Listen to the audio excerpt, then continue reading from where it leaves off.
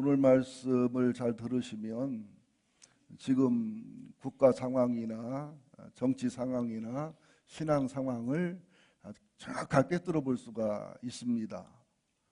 그러면서 우리들이 이제 진보적인 신앙관이나 보수적인 신앙관을 서로 존중하고 사랑하고 정반합을 찾아야 됩니다. 그것보다 더 중요한 것은 이 시대를 향한 하나님의 섭리가 어디 있는지, 하나님의 뜻이 무엇인지, 그죠? 하나님의 마음과 생각이 뭔지 이걸 찾아야 돼요. 예레미야 시대에도 친바벨론파 있었고 친애굽파 있었고 나름대로 여러 가지의 정치 성향이 있었지만 나름대로 옳고 나름대로 자기들의 자유지만 가장 정확한 것은 그 시대 하나님의 사람인 예레미야를 통해 주시는 말씀을 듣는 거예요. 회개하라는 거예요. 돌이키라는 거예요. 그러면 바벨론의 포로가 안 될 수 있다는 거예요. 그러면서 북왕국 이스라엘을 의지했다, 북왕국 이스라엘이 아수르 의지했다 망한 것처럼 애굽을 너무 의지하지 말고 바벨론도 의지하지 말고 하나님 앞에 서라는 거예요. 그런 말들은 마음에 두지 않고 그저 인간의 머리와 계산과 정치적 성향과 자기의 사고와 선입관과 경험으로 우왕좌왕하다가 얼마나 많은 피해와 고통과 고난을 당합니까? 안 당할 수도 있는 일인데, 아주 적게 당할 수도 있는 일인데, 그죠? 우리들도 지금 모든 상황을 보세요. 국내 정치 상황, 국내 기업 상황, 국내 종교 상황, 또 그리고 남북한이 통일되면 되지 왜 다른 나라가 왜 그렇게 콩나라 판단하는지 나는 참 속상하거든요. 근데 그 나라가 우리나라가 평화 통일돼서 부국 강국이 되기를 원하지 않습니다. 우리끼리 친해야 돼요. 우리끼리 하나가 돼야 됩니다. 그래서 진솔한 가슴으로 남북한이 만나고 대화할 수 있기를 기도하시는 여러분 되기를 예수 이름으로 축원드리겠습니다. 우선 오늘 에스라 1장 1절 한 번 더 읽습니다. 에스라 1장 1절 시작. 바사왕 고레스 원년에 여호와께서 예레미야 입을 통하여 하신 말씀을 이루게 하시려고 바사왕 고레스의 마음을 감동시키심에 그가 온 나라에 공포도 하고 조서도 내려 이르되, 그러니까 바사가 뭔지 고레스가 뭔지를 이해를 해야 되지요. 고레스, 고레들이란 말이 아니에요. 고레스라는 왕 얘기인데 의디한 왕인데요. 당시의 역사를 간단하게 설명하면 아수르에 의해서 712년경에 북왕국 이스라엘이 망하고, 또 아수르는 바벨론에게 멸망해서 바벨론의 느부갓네살왕에 의해서 남한국 유다가 582년에 망하고, 그리고 이제 포로로 잡혀갔다가 이제 그 바벨론은 메대와 파사라는 도시 국가에 의해서 아주 상상할 수 없이 허무하게 무너집니다. 그때에 메대가 더 강력하고 힘 있는 국가였지만 파사의 고레스와 고레스 아버지가 탁월한 정치가 장군들이었기 때문에 또 메대의 왕이 고레스의 애할아버지가 됩니다. 이런 우여곡절을 통해서 메대와 파사를 통일하면서 주변에 있는 나라를 정복하고 바벨론을 정복하면서 페르시아 왕국이 돼요. 페르시아 왕국이 되는데 고레스 왕은 정치 감각이라든지 그동안 바벨론이나 아수르가 실패하고 잘못한 것을 굉장히 많이 반성을 하는 사람이었어요. 아수르나 바벨론은 일단 전쟁에서 이기면 아수르 신이 상대방 나라 신을 이긴 거로 해석을 했기 때문에 신을 탄압을 했어요. 역시 바벨론 왕도 바벨론 신이 상대방 신을 이긴 거라 신앙을 탄압을 했어요.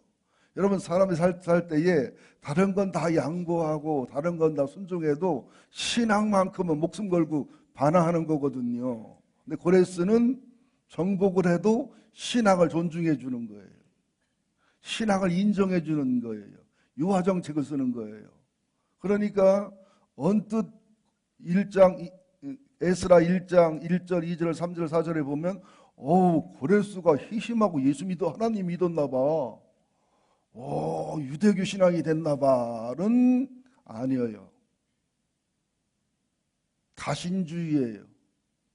힌두교적인 개념이에요. 모든 신앙을 존중해주고 모든 신을 인정해주는 유화 정책을 쓴 거예요.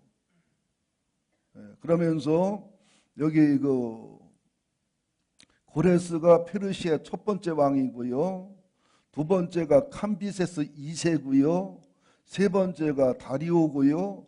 네 번째가 에스더 왕비의 남편이 되는 아에수에르고요. 다섯 번째가 첫 번째 왕비 와스디 아들인 아닥사스다. 이 5명만 알으면 이해가 됩니다. 그렇게 역사가 흘러가면서 일이 진행되고 있는 겁니다. 그러니까 고레스 때 1차 포로 기간이 되는 거예요.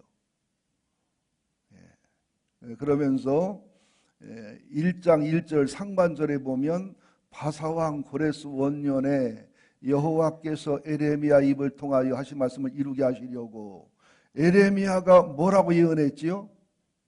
바벨론 포로로 잘 잡혀가라. 잡혀가서 복을 빌어라. 결혼해서 애들도 낳고, 그죠? 자리도 잘 잡아라. 그리고 바벨론이 편안하길 빌어라. 때가 차면 70년이 되면 다시 돌아올 거다. 그랬는데 가만히 보세요. 예레미야 때 바벨론에게 항복하라. 바벨론으로 이사해라. 잘 살아라. 바벨론의 복을 빌어라는 듣기가 굉장히 힘든 소리였어요. 매국노의 소리였어요. 이스라엘 입장에서는 악한 자의 소리였어요. 꼭 거짓 선지자 같은 소리였어요. 순종하기가 어려웠어요. 에레미야는 그래서 입만 벌리면 욕을 먹었어요. 나중에는 부모한테도 친척한테도 친구한테도. 그러니까 에레미야는 입만 벌리면 먹는 게 욕이요. 그래서 에레미야는 욕 먹는 게 취미생활이었는데 취미생활도 어지간해야지. 나중에는 말을 안 하려고 막 합니다. 그러면 또 가슴에 불이 올라오니까 또 말씀을 전하는. 그래서 그때도 애굽으로 가고 바벨론하고 싸우고 그러면서 고통당하고 고난당하고 안 당할 고난당하고 그러면서 바벨론으로 간 사람들이 소수였어요.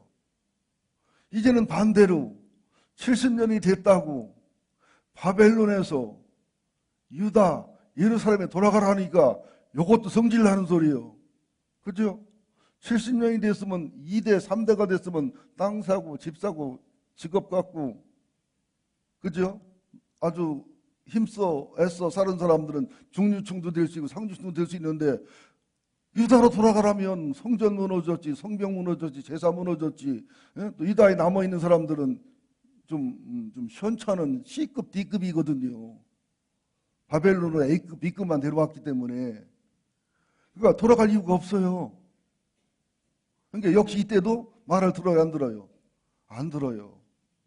우리는 가만히 보면 하나님 말씀이라든지 하나님의 사람의 예언이나 권면이라든지 그 시대를 향한 하나님의 뜻과 섭리를 따르는 게 아니라 내 경험, 내 생각, 내 판단 이렇게 움직이지 참 말 안 들어요. 포로 귀환할 때도 보면 1차 포로 귀환할 때 4만 몇 명인데 종까지 포함하면 4만 9천 몇 명이라 한 5만 명 정도가 1차 포로 귀환에 돌아옵니다. 1차 포로 귀환에 돌아왔던 사람들은 굉장한 믿음의 사람들, 신앙의 사람들이에요. 왜냐하면 이미 기득권이 바벨론에 있잖아요. 또 고향에 돌아가 봤자 가난해서 망가진 국가에다가 성전을 지어야 돼요. 그리고 그 걸어가는 거리가 몇천 킬로가 되기 때문에 산적, 도둑놈, 강도, 의원 부담이 상상을 초월합니다. 근데 계산을 해보니까 당시에 바벨론의 포로로 잡혀간 사람들하고 거기서 태어난 2세들 합하면 적게 잡으면 100만, 많이 잡으면 300만이래요. 100만을 잡으면 1차 포로기한테 몇 프로가 돌아간 거예요? 5%. 목회를 해봐도 성도님들이 제대로 순종하는 사람은 10%가 잘 안 나와요. 5%. 그리고 300만으로 잡으면 1.5%. 하나님은 순종 하나는 95%, 사람 생각으로 움직이지 않는 98.5%보다 믿음으로 하나님의 말씀을 사랑함으로 하나님의 성전을 사랑함으로 사명을 따라 움직이는 5%, 1.5%를 통해서 일하시는 하나님이라는 것을 아셔야 됩니다. 교회도 마찬가지예요.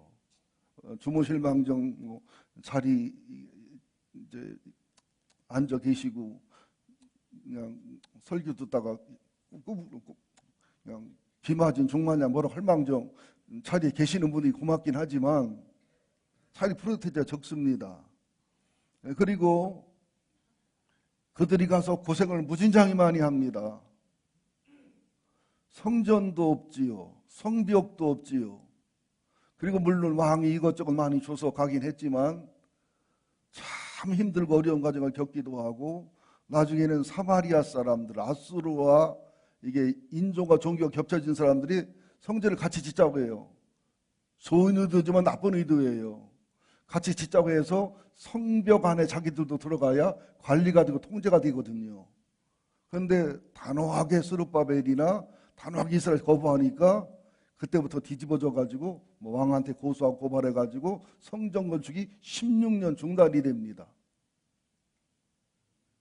그때 나타난 선지자가 학개와 스가랴예요.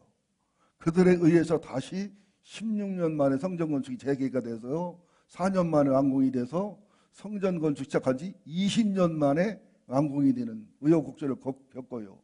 그것을 바벨론에서 이제 유대인들이 다 듣습니다. 2차 포로는 1차 포로로 잡혀간 지 80년 만에 에스라를 통해서 하는데 그때는 몇 명이 갔냐? 1700 몇 명. 많이 잡아야 2000명. 왜 그랬을까요? 가면 개고생이야. 그죠? 가면 이제 성전 졌지 이제 성벽 짓자고 할 거예요. 또 가면 신앙생활 잘했나 못했나 뒤지고 혼날 거예요. 가면 여기가 있는 것보다 훨씬 힘들고 어려운 생활이 이게 안 와요. 그래가지고 에스라가 대제사장인데 집집마다 쫓아다니며 지형을 쫓아다니며 설득해서 데려간 게 2000명이에요. 우리 교회랑 비슷하잖아요.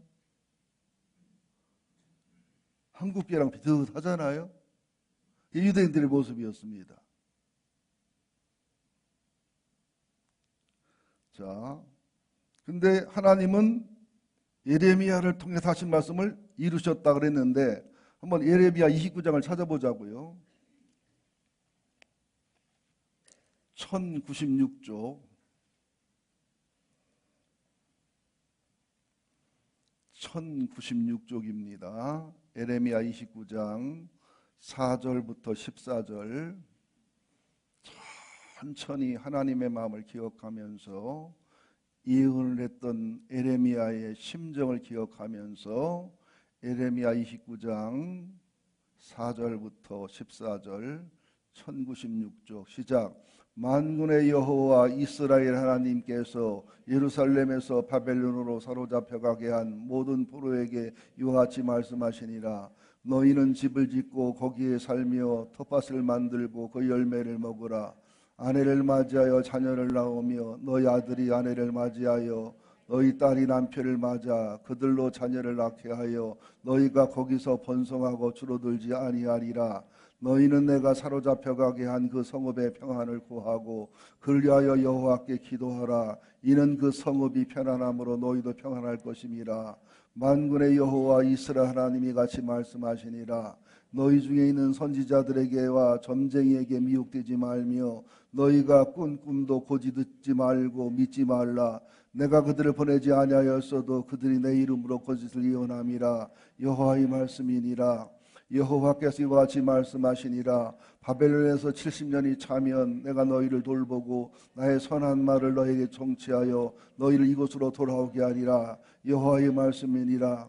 너희를 향한 나의 생각을 내가 하나니 평안이요 재앙이 아니니라.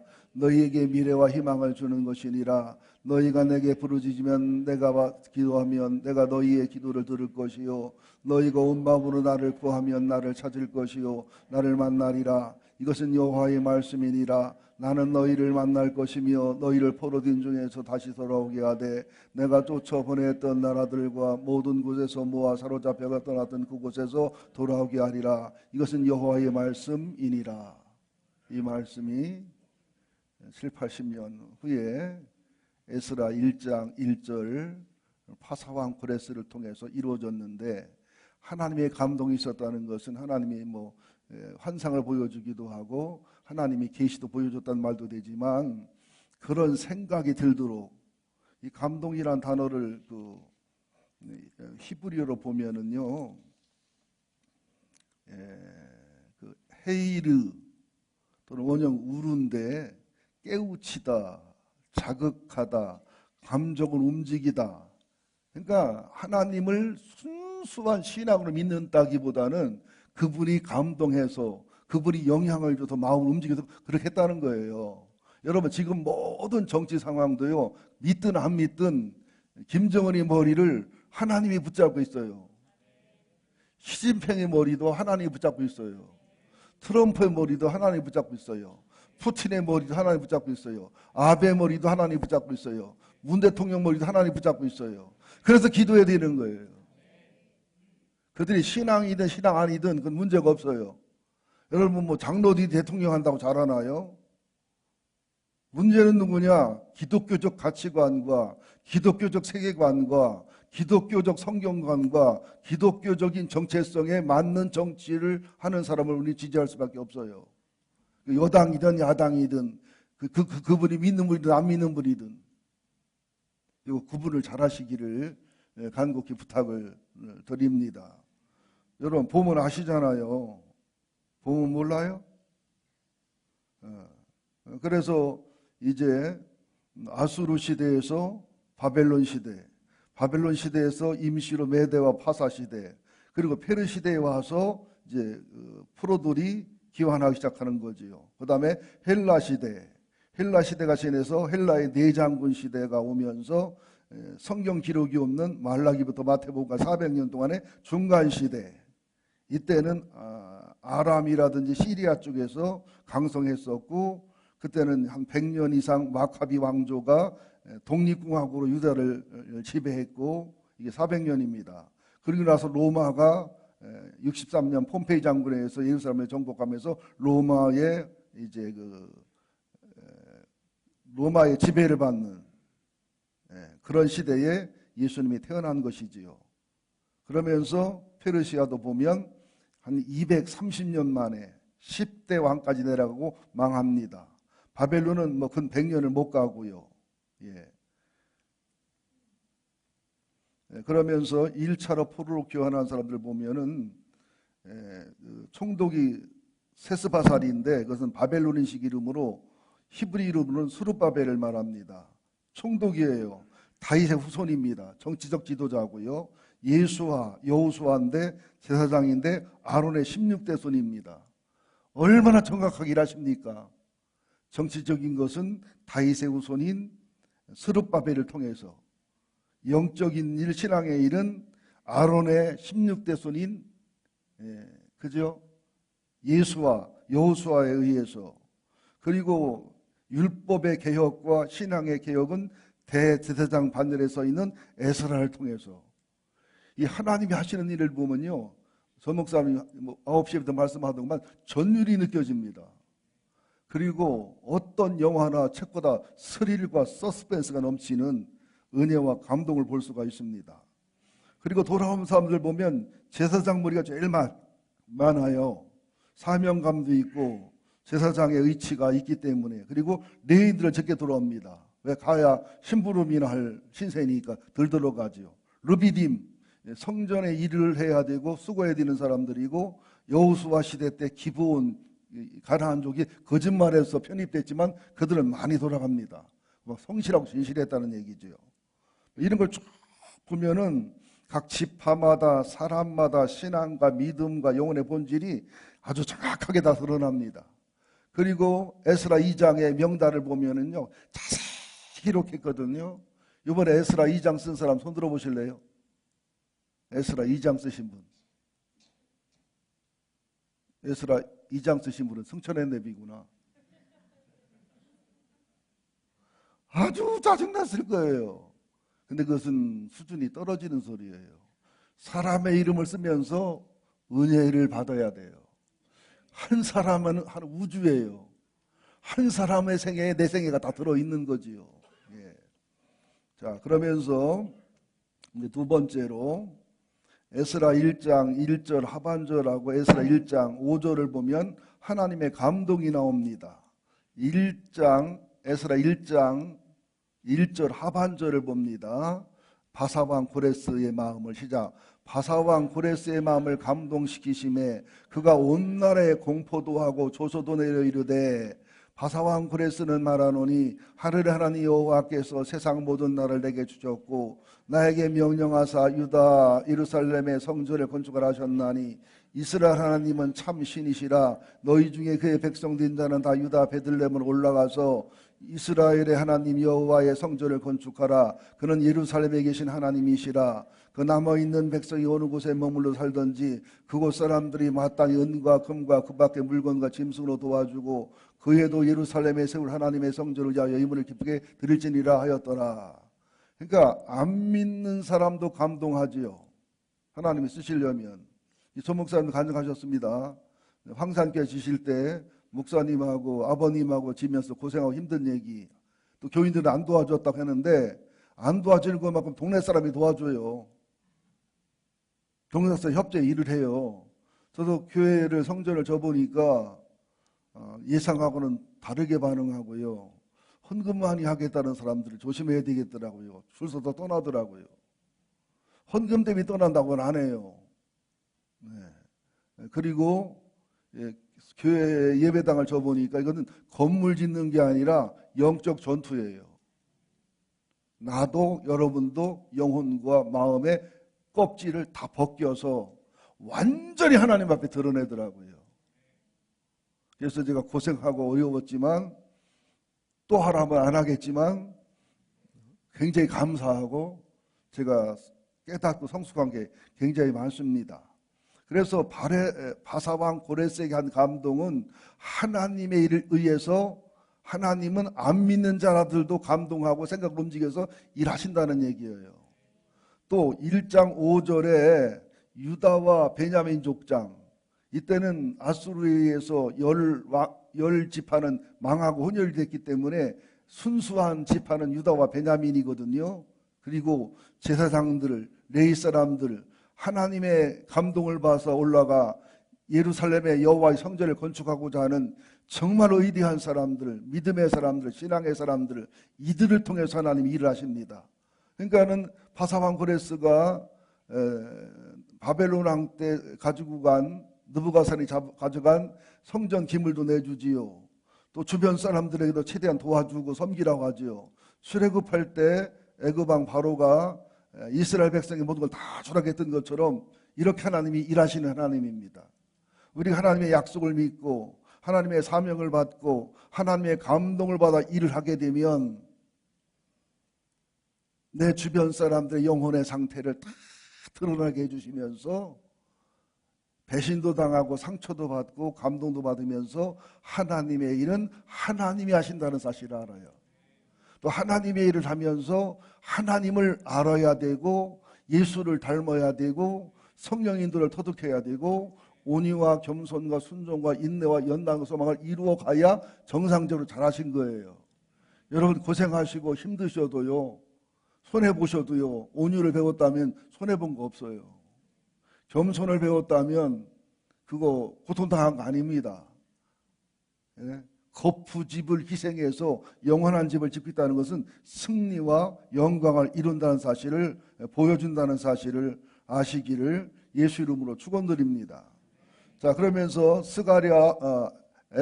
에스라 2장 64절 한번 찾아보겠습니다. 한 장 넘기시면 에스라 2장 64절부터 67절 시작. 온 회중의 합계가 42,362명이요 그의 남종과 여종이 7,317명이요 노래하는 남녀가 200명이요 말이 736이요 노새가 245요 낙타가 435요 나귀가 6,700이었더라. 이걸 합하니까 49,000 정도, 한 5만 명이 1차 포로 때 돌아온다는 사실을 아셔야 됩니다. 포로기한을 연구해 보니까 BC 537년에 스룹바벨을 통해서 한 5만 명이 유다 예루살렘을 기환합니다. 이때는 성전 재건이 사명이었어요. 그래서 16년 동안 주변의 방해로 성전을 못 짓다가 다시 하나님의 도와주심과 왕을 향한 설득을 통해서 재개해서 20년 만에 성전을 짓습니다. 성전 재건. 우리들도 신앙생활하면서 우리들의 무너진 성전을 재건해야 돼요. 보여지는 예배당과 예배당 건물도 수리하고 깨끗하게 해야 되지만 내 기도의 제단이 안 무너졌나? 내 예배의 제단이 무너지지 않았나? 내 교제의 제단이 무너지지 않았나? 내 전도의 제단이 무너지지 않았나? 성도의 본질이 무너지지 않았나? 우리들의 무너진 게 굉장히 많습니다. 그 다음에 2차 포로기환은 80년이 지난 BC 458년 에스라를 통해서 이루어지는데 이때는 사명이 율법의 회복이고 신앙의 개혁이어요. 왜냐하면 먼저 80년 전에 간 사람들이 20년 동안 성전을 짓고서 제사를 드리고 신앙생활을 하는데 에스라가 가보니까 기도 안 막힌 거예요. 예배도 타락하고 제사도 타락하고 제사장들이 이방령이나 결혼하고 귀족들이 이방령이 결혼하고 이건 차마 눈 뜨고 볼 수 없어서 에스라가 하나님 앞에 고개를 들고 기도를 못하게 부끄러울 만큼 그래서 에스라가 막 그냥 머리를 주워 뜯어가면서 막 그냥 개혁을 해서 이뤄가는 모습이 이제 2차 포로기환 때 이때는 약 1,700명 한 2,000명 돌아옵니다. 왜냐하면 1차 포로기환에서 고생과 고통이 심하니까 여러분들 이걸 아셔야 돼요. 편안하다고 주님의 뜻은 아니에요. 힘들고 괴롭다고 해도 주님의 뜻이 아닌 것도 아니에요. 많은 사람이 간다고 주님의 뜻이 아니에요. 많은 사람이 안 간다고 주님의 뜻이 아닌 것도 아니에요. 일이 줄줄줄 풀린다고 주님의 뜻도 아니에요. 일이 막힌다고 주님의 뜻도 아니에요. 그런 그거가 관계없이 영적으로 분별하셔야 됩니다. 옛날에 우스갯소리가 있는데 한 번 더 웃어주세요. 저를 사랑하는 마음으로. 여자들 말을 안 듣는 남자 없잖아요. 어느 그 모임이 있어가지고 여기 우리들 아내한테 지고 살고 매여 사는데 참 억울하고 분하지 않냐. 여자 말 안 듣는 사람은 오른쪽에 쓰고 여자 말 듣는 사람은 왼쪽에 쓰고 그랬더니요. 여자 말 듣는 사람들이 100명 중에 99명이고 아내 말 안 듣고 산다는 사람이 1명이더래요. 신기해서 물어봤대요. 우리 당신은 아내 말 안 듣고도 생명 유지가 되고 먹고 사느냐 그랬더니 예 오늘 아침에 나오는데 아내가 하는 말이 사람 많이 모인 곳에는 가지 말라고 그랬다고. 이게 그 사람도 여자 말 듣는 사람이요. 여러분 하나님 말을 들으세요. 하나님 말을 들으세요. 내 정치 색깔이 있을 수 있어요. 내 경험이 있을 수 있어요. 내 판단이 있을 수 있어요. 근데 마지막 결론은 하나님의 뜻이 뭐냐? 하나님의 섭리가 뭐냐? 하나님의 계획이 뭐냐? 지금도 마찬가지예요. 하나님의 뜻이 섭리가 남북 평화 통일이다. 아니면 하나님의 뜻은 우리를 징계하려고 적화 통일이다. 아니면 적화 통일까지는 안 가도 하나님의 상당히 남한을 징계하고서 통일이 된다. 뭐 등등등 하나님의 뜻과 섭리가 있을 수 있잖아요. 여러분들 솔직히 하나님 입장에서 한국 교회가 더 이쁠까요? 이북의 지학 교회가 더 이쁘고 사랑스러울까요? 네? 하나님이 남한께 성도를 들으시고 일을 할까요? 목숨 걸고 순교 정신을 가진 이북 지학 교회 성도들 기도를 들고 일하실까요? 그것 생각해 보셔야 돼요. 자, 김정은이가 그냥 벼락 맞아 죽는 게 좋아요? 예수 믿고 천당하는 게 좋아요? 그죠? 그런데 그거는 조심해야 돼요. 평화통일 무드가 있고 남북 간에 공연하니까 얼마나 은혜스럽고 감동스럽고 눈물 나잖아요. 그런데 그 이북 분들의 특징은 거짓말이 주특기라는 거. 근데 핵 문제나 이런 문제도 8번 거짓말 9번째거든요. 그래서 밑때 우리가 조심을 해야 되는 거지. 따뜻한 분위기를 가되 우리의 힘을 기르고 우리의 뒤통수마저도 문제없도록 그런 준비는 해야 된다는 거죠. 맞습니까? 안 맞습니까? 무조건 의심해도 안 되고 무조건 좋았다고 막 그냥 평화토록 금방 올 것처럼 해도 안 된다는 거. 그리고 4.3 사태를 해결하라는 정부 의지는 참 잘하고 정말 잘하는 겁니다. 5.18 사태도 그렇고. 그렇다면 천안함 사태라든지 군인들의 순수한 희생이라든지 거기도 보상하고 사랑 의료해야 돼야죠. 예, 우측에 치우쳤던 역사관을 바로잡는 건 좋지만은 또 지나치게 좌측에 치우친 역사관을 만들어내면 그게 혼란스러운 것도 있고 나라가 혼란스러워지기 때문에 이것도 조심해야 되지요. 목사님은 어느 당이요? 나는 예배당이요.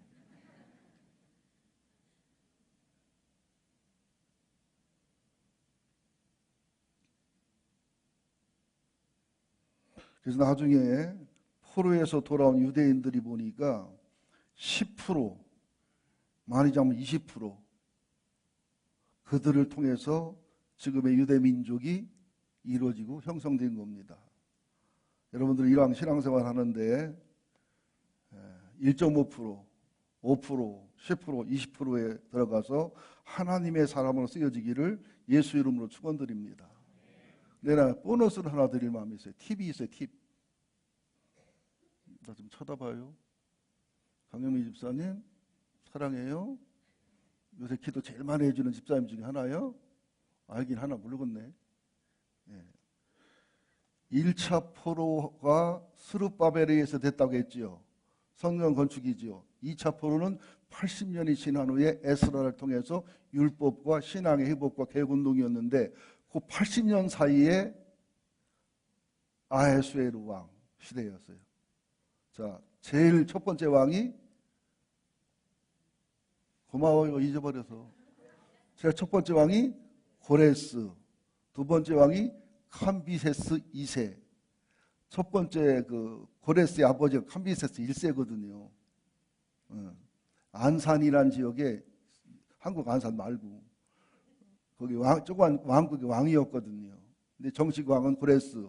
고레스 다음에 캄비세스 2세. 이 사람은 1년, 2년밖에 왕을 못하기도 하고 왕다운 왕이 아니었어서요. 그 다음에 3대가 다리오.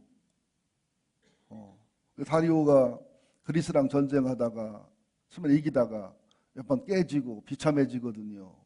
그래서 네 번째 왕이 아하수에로입니다. 그래서 300이라는 영화 봤지요? 그 헐리우드 영화라 그게 너무 지나치게 그리스 쪽에서 그린 영화인데 거의 실화에 가까운 건데 그 전투가 아버지 다리오의 전쟁 실패와 억울함을 의해서 아하수에로가 한 전쟁이에요. 거기는 크세르크세스. 아, 이름도 희귀해지지. 크세르크세스.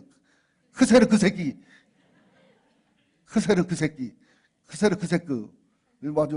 임금이 흉체가 나오고 그러잖아요. 그 300명 용사위에서 그 좁은 길에서 한 일주일이 이제 그 일주일 정도를 진군을 못하면서 이제는 그리스 연합군이 형성이 되면서 전쟁이 벌어지는데 그때도 페르시아가 어마어마한 강국이기 때문에 육지는 이기는데 살라미스 전투에서 이 살라미스 전투가 4대 해전 중에 1위입니다. 이순신 장군의 해전도 사의 안에 들어가는 해전입니다. 왕창 깨져버려요. 그래가지고 휴전은 휴전인데 진휴전이라 그게 엄밀히 말하면. 아하수에로 왕의 얘기 에스더 1장에 보면 잔치를 180 하잖아요. 그게 뭐냐면 그리스랑 전투를 하기 위한 잔치였어요. 근데 가서 왕창 깨지고 오고 자존심이 말이 아니지. 그러나 나라는 안 잃었어요. 외국에 나갔던 전쟁이니까. 그래가지고 술 먹고 속상한 김에 그냥 에스더를 얻어서 여자의 치에서 살았던 것이 아하수에로예요. 좀 역사가 이해가 되지요? 근데 아하수에로가 그러다가 보니까 좀 정치를 잘못하기도 하고 향락에 취하다 보니까 왕궁의 경호실장하고 와스디 쪽에, 와스디가 누군지 알지요? 에스더가 누군지, 와스디가 누군지 모르면 나 힘들어요. 와스디는 아하수에로의 본분이고 에스더는 모르드게의 그죠, 조카 딸, 그죠? 유대인이죠. 와스디의 그 정적들이, 와스디의 그 정치 부류들이 쿠데타를 일으켜서 암살을 해서 아하수에로와 아들이 죽어요. 그리고 와스디 아들인 아닥사스다가 왕이 되는 거예요. 근데 이 일이 언제냐면 1차 포로기환과 2차 포로기환 그 사이에 있었던 일이에요. 무슨 얘기예요? 거의 죽을 뻔했어요. 전멸할 뻔했어요. 근데 전멸됐으면 2차 포로가 없어요. 에스도 그때 태어나기도 전인데 에스로도 죽고 없었고 3차 느르베벨도 없었고 느헤미야도 없었고 그러죠? 그러니까는 아말렉족 속인 아각의 우선 하만하고 베냐민족 속인 모르드게의 싸움이었지만 하나님과 사단과 싸움이었던 거예요. 알고 보면. 그리고 1차 포로기한테 돌아갔으면 그 죽을 꼽이나 고통을 안 당하잖아요. 그러니까 여러분들 주님의 뜻과 주님의 섭리와 주님의 인도를 힘들고 괴롭다고 순종 안 하고 뺀질거리고 편하게 살려고 하면 나중에는요 100배, 1000배, 10,000배 의미 드는 그러한 고통을 엄청 많이 당해요. 이게 팁이에요. 에스더 사건이 여러분들 우리는 불임절에서 유대인 이긴 것만 생각하잖아요. 하나님의 징계성 사건이었어요. 하나님의 책망성 사건이었다니까요. 근데 하나님이 유대 민족을 사랑하고 2차, 3차 포로가 돌아가서 유대란 나라가 다시 회복돼야 되기 때문에 살려주신 거예요. 기적을 베푸신 거예요. 여러분들 나를 쳐다보세요 좀. 설교를 대강 안 듣고서 버티는 것보다 듣는 게 더 재미있고 시간 짧아요. 진짜라니까? 설교 안 듣고 그냥 버티는 거 되게 힘들어요. 근데 설교를 듣고 은혜 받으면 시간 가는 줄 모른다니까? 여러분 요나 보실래 요나? 니느웨로 가라면 가면 됐지. 민족 감정이 심하니까. 그죠? 아주 악수로는 망했으면 좋겠고 죽었으면 좋겠는데 그걸 회개를 시키러 가라니까 성질나서 지금 다시스 스웨덴인데 스페인 쪽인데 당신은 땅 끝이라고 봤습니다. 최고의 향락의 도시를 도망가는 거 보세요. 처음에는 순적하게 배를 만나서 편하게 가지요. 타락하는 길이 처음에는 편해요. 참 재미져요. 진작 이럴걸. 예수 안 믿어부터 몇 달은 편이야. 얼마 지나봐. 심란하고 괴로운 일이 많이 생길 테니까.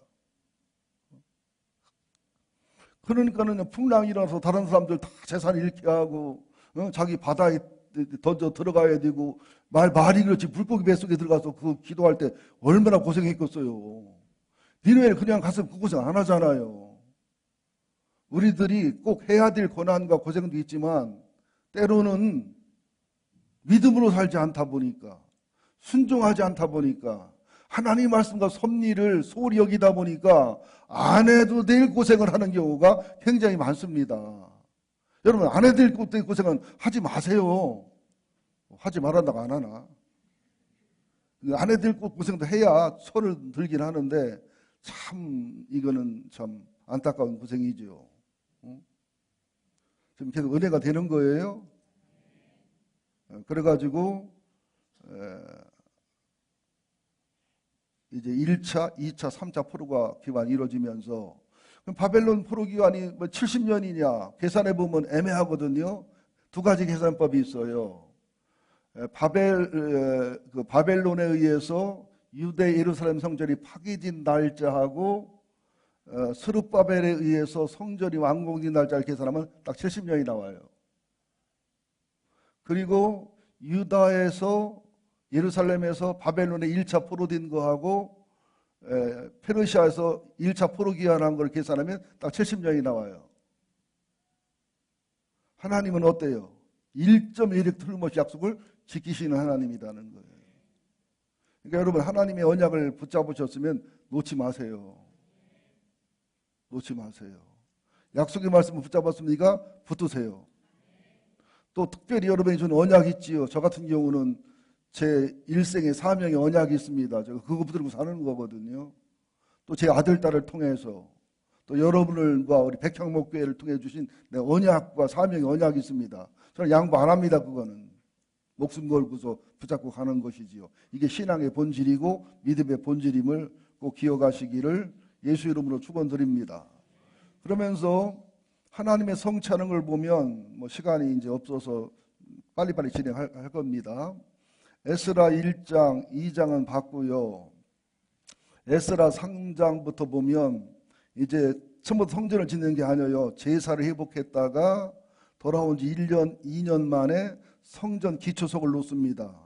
스가랴 에스라 3장 10절, 13절에 보면 그때 노인들의 통곡하고 젊은이의 통곡이 달라요. 노인들의 통곡은 성전 기초석이 놓인 것은 기쁘고 즐겁지만 옛날 솔로몬 성전에 비하면 너무너무 초라하지요. 우리가 죄져서 하나님 앞에 잘못 살아 이런 초라한 성전을 질 수밖에 없구나. 가슴 팍팍 눈물 흘리는 거고, 솔로몬 성전을 못 봤던 사람들은 성전을 새로 지니까 막 소리질러 울고 그러다 보니까 이게 우는 소리인지 웃는 소리인지 모르겠다, 이런 현상이 일어나죠. 그러면서 에스라 4장에 보면 성전 건축을 반대하는 세력에 의해서 16년 동안 공사가 중단됩니다. 그러다가 에스라 5장에 보면 선지자 학개와 선지자 스가랴를 통해서 성전 건축이 재개됩니다. 에스라 6장에 보면 성전이 봉헌이 됩니다. 그러니까는 멈춘 지 16년, 공사 4년, 20년 만에, 그래서 BC 520년에 공사를 재개해서 4년 만인 BC 516년에 제2성전인 스룹바벨 성전, 제1성전은 솔로몬 성전, 2성전은 스룹바벨 성전, 예수님 당시 3성전은 헤롯 성전. 아셨던 거예요. 지금 하는 거예요. 그러면서 에스라 6장하고 에스라 7장 사이는 80년의 차이가 납니다. 에스라 6장하고 7장은 80년 차이가 나는데, 에스라 6장까지는 에스라가 기록은 했다고 하지만 에스라 활동이 없어요. 에스라 7장부터 에스라가 2차 포로로 귀환을 합니다. 그래 돌아와서 그때가 BC 458년 1775명인데 대략 2000명을 잡습니다. 이때는 율법을 회복하고 신앙을 개혁하는 거예요. 또 에스라 8장, 9장, 10장에서는 에스라가 신앙 개혁과 함께 회개와 치유와 그 삶의 근본적인 개혁을 해서 이제 성전이, 또 영혼의 성전이, 말씀이 회복되도록 하는 건 아직은 뭐가 남았어요? 성벽이 남았잖아요. 성벽은 성도들의 바운다리, 영적인 바운다리거든요. 느헤미야가 3차 포로기환이 2차 포로기환 뒤인 14년 뒤에 BC 444년에 3차 포로기환이 돼서 그때는 이제 성벽을 완성하는데 엄청난 방해가 많았는데 에스라 느헤미야 동역을 해서 52일 만에 맞춰요. 521일이 걸린 것이 52일 만에 맞춰요. 제가 목회하면서 책 읽어오라 뭐 해보면요, 시간 많이 준다고 읽어오는 거 아니에요. 그죠? 패면 빨리 읽어보더라. 패면 빨리 읽어봐. 한국 사람은 체질이 팽이 체질이라 이게 시간 많이 준다고 하는 게 아니더라고요. 적당한 시간이 이게 온전히 사명을 이루는데 필요한 거가 많다는 사실을 알게 되지요. 예. 그래서 느헤미야를 통해서 이제 성벽이 완성이 되면서 이제 성전 재건, 율법과 말씀의 회복, 성벽의 바운다리 완성, 그래가지고 온전한 신앙의 회복이 이루어지는 모습이 이제 에스라 1장부터 10장까지 내용이면서 다시 에스라 다음에 느헤미야는, 원래 에스라와 느헤미야는 히브리어 성경의 한 권의 책입니다. 이걸 부득불 나눴는데 이제 느헤미야의 성벽 사역이 이루어지는 모습이죠. 자, 지금 우리가 에레미야 시대에 살고 있다면 회개해야 되고 순종해야 되고 하나님의 뜻을 찾아야 되고 내 생각, 내 경험이 아니라 주님의 인도를 따라야 되고, 우리가 스룹바벨 시대에 살고 있다면 희생을 각오하고 하나님의 일에 감동을 받아야 되고 성전 재건에 우리들의 영혼과 마음을 드려야 되겠습니다. 우리가 에스라 시대에 산다면 정말 회개하고 버릴 걸 버리고 이방 여인을 버리고 태어난 자식도 버릴 만큼의 신앙과 믿음의 개혁을 해야 되고, 우리가 느헤미야 시대에 산다면 순종하고 복종하면서 적군과 싸우기 위해서 한 손으로 일하고 한 손으로 전쟁하는 이런 영적인 일을 하면서 하나님의 일을 이루어가는 우리가 돼야 될 줄로 믿습니다. 그래서 이제 마지막 시대를 살아가는 우리들이 성경적 세계관으로, 성경적 가치관으로, 또 성경적 사명으로 하나님의 뜻과 하나님의 섭리를 이루어가는 그런 삶을 살아야 될 줄로 믿습니다. 지금 시대가 절대 진리를 거부하는 상대적 진리의 시대잖아요. 주일 보호가 돼야 됩니다. 동성애 문제는 성경적 문제입니다. 이것은 절대로 인권 보호가 아닙니다. 차별금지법은 목회자를 입을 막을 수 있는 법이기 때문에 찬성할 건 찬성하고 아닌 건 아니라고 해야 됩니다. 그리고 목회자의 강대권, 신부님들의 강대권은 절대 보장해 줘야 됩니다. 목회자의 세금 문제도 엄밀히 말하면 구약시대는 제사장을 내리는 세금이 없었어요. 교인들이 세금 내고서 이제 헌금한 것이었기 때문에. 그러나 이제 덕을 의해서 하긴 하는데, 이것도 정부가 세물을 사찰하거나 교회를 사찰하는 것은 종교 탄압이 될 수 있다는 것도 아셔야 되고요. 또 대한민국에 대한, 한반도에 대한 하나님의 마음과 하나님의 분노와 하나님의 징계와 하나님의 섭리가 뭔지를 아셔야 됩니다. 그러면서 진영의 논리보다는 하나님 말씀, 하나님의 뜻을, 보수냐 진보냐보다는 하나님의 마음과 하나님의 섭리와 하나님의 인도를 따르는 우리가 돼야 될 줄로 믿습니다. 정말 회개와 개혁과 신앙의 본질과 교회의 본질과 기독교의 본질과 하나님의 기쁨과 하나님의 사명과 중보자로서, 기도자로서 정말 하나님을 경외하면서 성경적으로 자녀를 키우면서 정말로 죄와 싸우면서, 여러분 한번 물어봅시다. 이제 저 쳐다보세요. 끝날 때 됐으니까. 샤워하고 목욕하고 샤워하고 목욕하고 샤워하고 목욕해도 계속 더러워지지요. 그런 사람하고 에이 샤워해 또 때 탈걸, 목욕해 또 때 낄걸 하면서 그냥 샤워 목욕 없이 사는 사람하고 같아요, 틀려요? 그러니까 안 믿는 사람들이 비웃습니다. 아이고 교회 다니기 뭐예요? 죄짓고 회개하고 죄짓고 회개하고. 여러분 한마디 해주세요. 우리는 죄짓고 회개하고 죄짓고 회개하지만 이들은 죄짓고 야 이 더러운 것들아, 냄새나도 먹고 생기겠다. 그렇죠? 우리는 그러잖아요. 죄짓고 샤워하고 죄짓고 목욕하고 예수의 피로.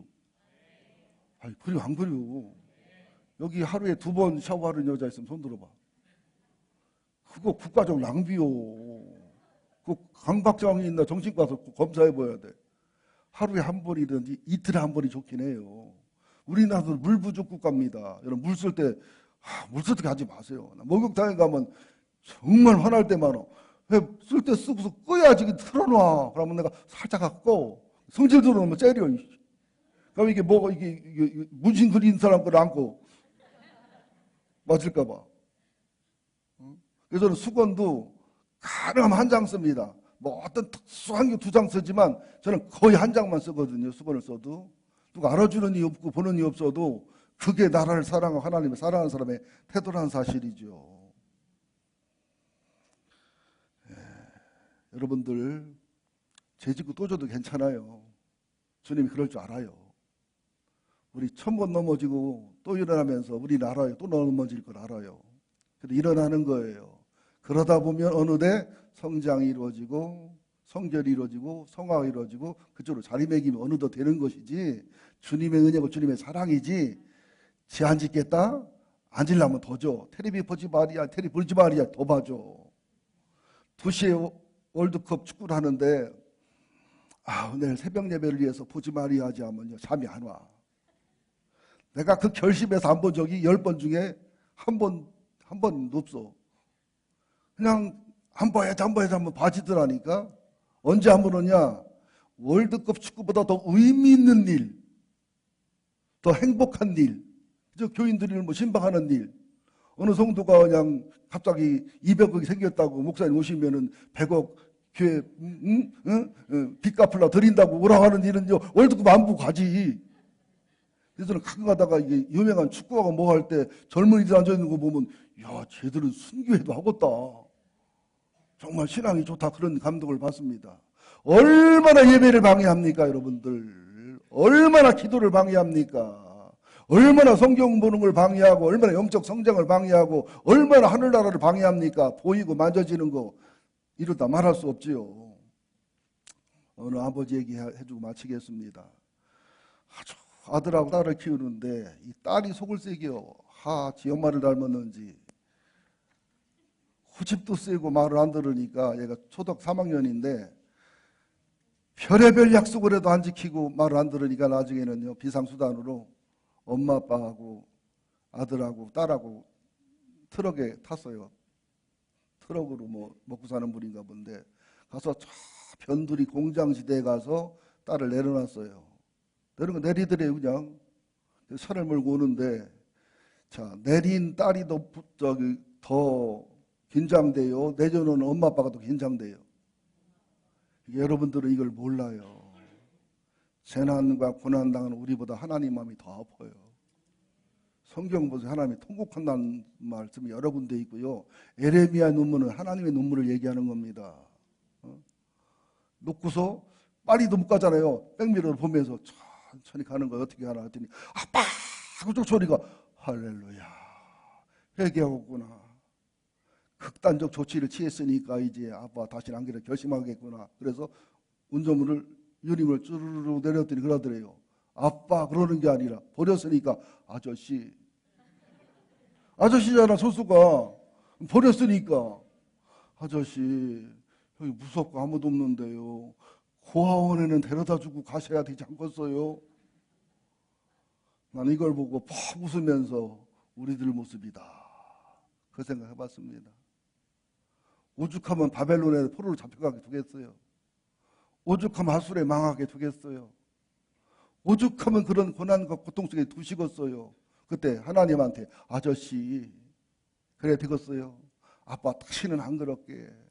엄마 다시는 안 그럴게. 나 버리고 가면 엄마 마음 편해? 안 그럴게. 그러면 자식이 있는 부모 있어요 없어요? 없어요. 물론 우리 아버지는 이기지만 그런 분은 드물고요. 여러분 어떤 상황에서도 하나님 아버지 마음을 아셔야 됩니다. 그분은 사랑입니다. 그분은 긍휼입니다. 자기를 버릴 만큼 사랑했어요. 아들을 버릴 만큼 사랑했어요. 옥합을 깬 사랑을 한 분이 주님이십니다. 이 시대를 잘 분별하셔서 정말 기독교인들이 똑똑해야 돼요. 정치적으로 분별력이 있어야 되고 경제적으로 똑똑해야 되고 사회적으로 똑똑해야 되고 수준이 높아가지고 정말 1000만 기독교인만 분별력 갖고 1000만 기독교인만 주님의 음성 듣고 1000만 기독교인만 하나님 인도를 받으면 정치가들이 무서워합니다. 국민들이 두려워합니다. 권위와 회복이 일어날 줄로 믿습니다. 기도하시겠습니다. 하나님 에레미야를 통하여 이 시대를 조명하게 하신 것을 감사드립니다. 에레미야 애가를 통해 조명케 하신 것을 감사드립니다. 하나님 또 에스라서를 통해 시대를 조명케 하신 것을 감사드립니다. 우리들의 사상과 사고와 진영의 논리가 아니라 경험과 선입견과 편견이 아니라 하나님의 말씀을 듣게 하여 주옵소서. 이 시대를 바라보는 하나님의 마음을 듣게 하여 주옵소서. 이 시대를 바라보는 하나님의 인도와 섭리를 듣는 우리가 되게 하여 주옵소서. 오후 예배도 함께하게 하시고 수요일 금요일 모든 예배를 소중히 여기고 귀중히 여기게 하여 주옵소서. 우리 성가대원들 칸타타 너무 이쁘고 아름답게 참 잘했습니다. 하나님이 기뻐하시고 성도가 기뻐했습니다. 정말 칸타타를 잘했으면 수요일 예배 와야 잘한 겁니다. 금요일 기도에 와야 잘한 겁니다. 예배 성공해야 잘한 겁니다. 어떤 행사는 멋지게 잘했는데 신앙의 변화가 없다면, 신앙의 성장이 없다면 그것은 누구를 위한 것인지 한번 질문해 봐야 됩니다. 하나님이 기뻐하시고 하나님이 사랑하시고 하나님이 복 주실 만한 삶으로 저희를 인도하여 주옵소서. 예수님의 이름으로 기도합니다.